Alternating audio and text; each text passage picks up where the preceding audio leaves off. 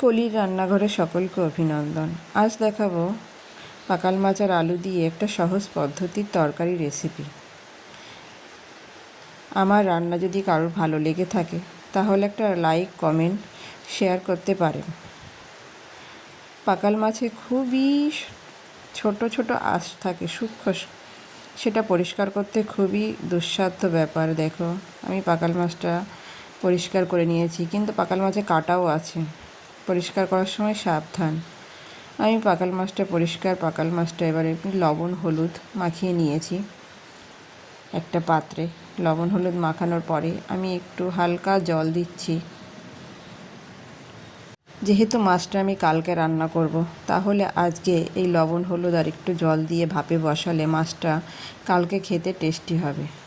নইলে আজকে যদি সদ্য মাছ রান্না করি তাহলে কাটার থেকে মাছটা তুলতে খুবই কষ্টসাধ্য ব্যাপার হবে, যেহেতু পাকাল মাছ।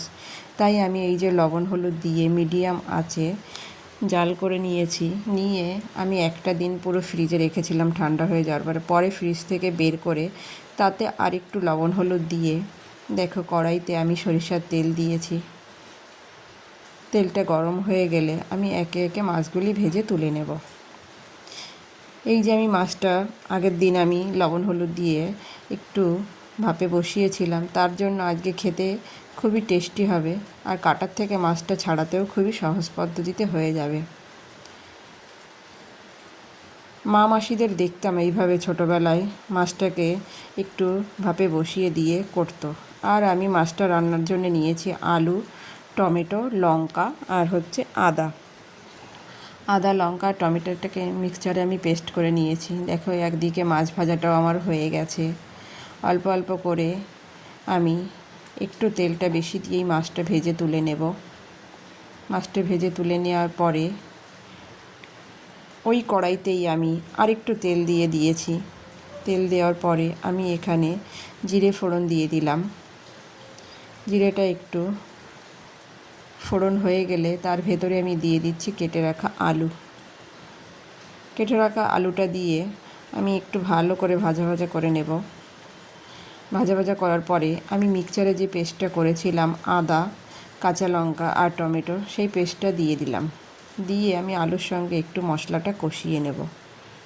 আমি এখানে মিক্সি ধোয়া জলটাও ব্যবহার করেছি একটুখানি। মশলাটা এই যে আমার অনেকটা কষিয়ে নেওয়া হয়ে গেছে, মিক্সি ধোয়া জলটাও অনেকটা শুকিয়ে গেছে। এবার আমি দিয়ে দিচ্ছি রেগুলার বেসিসের গুঁড়ো মশলা, লবণ, হলুদ, কাশ্মীরি লঙ্কা, ধনে গুঁড়ো আর জিরে গুঁড়ো।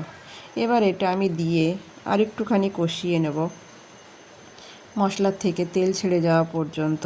দেখো, মশলার থেকে তেল ছেড়ে দিয়েছে, তার মানে আমার মশলাটা কষানো কমপ্লিট।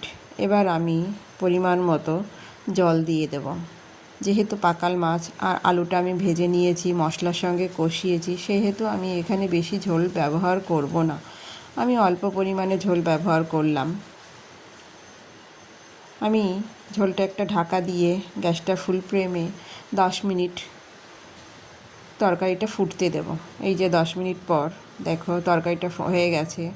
এবার আমি ভেজে রাখা মাছগুলি দিয়ে দিলাম। ভেজে রাখা মাছগুলি দিয়ে একটু নাড়াচাড়া করে নিলাম। নাড়াচাড়া করে নিয়ে আবারও একটু চাপা দিয়ে মিনিট 4-5 ফুটতে দেব। মিনিট 4-5 ফোটার পরে ঢাকনাটা নামিয়ে নিয়েছি। ঢাকনাটা নামিয়ে নেওয়ার পরে উপর থেকে পরিমাণ মতো একটু গরম মশলা দিয়ে দিলাম। গরম মশলা দিয়ে একটু নাড়াচাড়া করে, যেহেতু পাকাল মাছ তাই গরম মশলাটা দিলে মাছটা টেস্ট হবে। আর যেহেতু আমি পেঁয়াজ রসুন ব্যবহার করছি না, সেই জন্য আমি এখানে গরম মশলা দিয়ে 2-1 সেকেন্ড মতো আমি একটু জাল দিয়ে নিয়ে নামিয়ে নিয়েছি। দেখো, গরম গরম ভাতের সঙ্গে তরকারিটা খুব